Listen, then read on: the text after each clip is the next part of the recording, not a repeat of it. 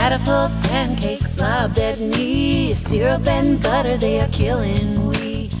God doesn't use logical fallacies to get people to believe that He exists. The examples of ad baculum and appeal to consequences would be more of a motivation to believe in God or trust in God, if I were to grant the assumptions made here that these would actually somehow be fallacies or bad reasons. How are these fallacies actually fallacies? They're not bad reasons because they're not fallacies. Okay, well, alright. So yeah, whether it's believing in God or trusting God, if it's using fallacies, then why would you trust it?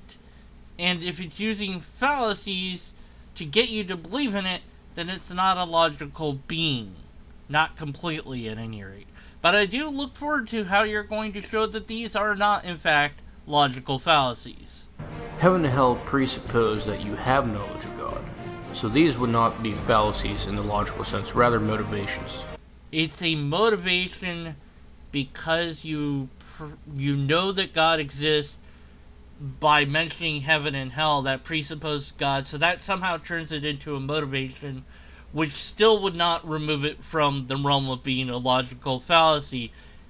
Just saying, well, that's a motivation.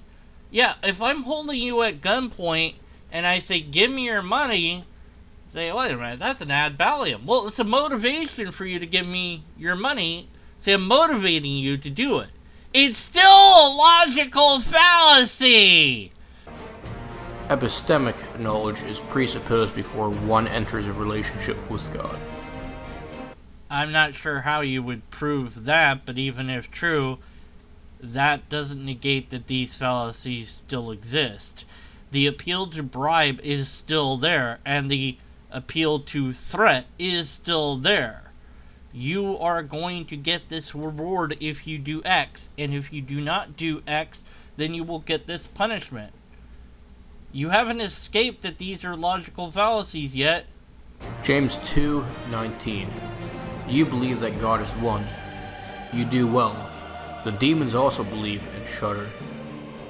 I think that there's an equivocation of the word believe here, because believe in terms of how we humans must believe in God, and believe in terms of how the demons and angels, for that matter, also believe in God, is two very separate categories.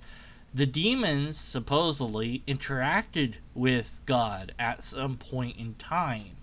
They've heard God speak. They've seen God. They know that there is a God. The word belief isn't even needed here. They know that God exists. Humans who have not interacted with God in this way have a belief. On top of that, as a problem, the belief or lack of belief is what we are focusing on. That if you do not believe, you get sent to hell. Period. End of story. That's how that supposedly works. Whereas if you do believe, then you get sent to heaven. That's how that works. End of story. So, those things are still logical fallacies of ad baculum, appeal to bribe, and you still haven't explained why they aren't. Even the demons know that God exists, but they do not believe in Him. They knew the consequences of joining the dragon in Revelation 12, which is Satan, of course. JMD, help me out here, and I know you won't because you're not watching any of these videos, but the demons know that God exists, but they don't believe in God, even though they know there is a God, and they also know the consequence of following the dragon, Satan, but they did so anyways. Why would they do that? That doesn't really make any sense, and how can they not believe in something if they know that the thing is a thing? I don't think that that's a thing that you can do. I don't think that you can not believe in something when you know that something is a thing. How does this work? Also, since you mentioned Revelation 12, what part here? Which part of the whole thing? Is that what you're referencing? I guess. What? And knowing the result of doing something or not doing something doesn't negate the illogic used in that. So, yeah, you could say, I'm not going to give you the money even though you're going to shoot me. Okay, I'm going to shoot you then. Bang. Well, I knew you were going to shoot me, and I guess now you get the money. It's like, yeah, that doesn't negate the fact that I performed an ad valium by holding you at gunpoint and then following through with the threat and shooting you. So it's not, you didn't negate anything here. None of this has to do with anything. Oh my word. Hell is separation from God if you so choose to not trust in Him and do your will. No, it's not about trust, first and foremost. It is about belief. Because you can't trust something that you don't believe in. But it's also more than just belief, because you cited the demons who don't get in even though they believe, because they're not worshiping God. So there is another element there. You have to believe and you have to worship. You have to submit to God on top of believing in God. It's not a matter of trust on its own.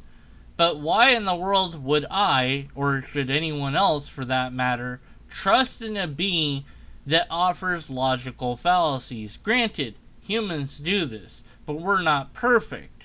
We're not perfect beings. So yeah, there are reasons to mistrust humans. We try to grant people the benefit of the doubt, but yeah, sometimes they might be wrong or straight up lying to you. So that's supposed to be different with God, in that God's supposed to be a perfect being, therefore one that wouldn't do logical fallacies. Yet here it is saying, if you don't do this, this is what's going to happen. It's going to be bad. You're going to go to the bad place unless you believe in me and then trust in me and also worship me.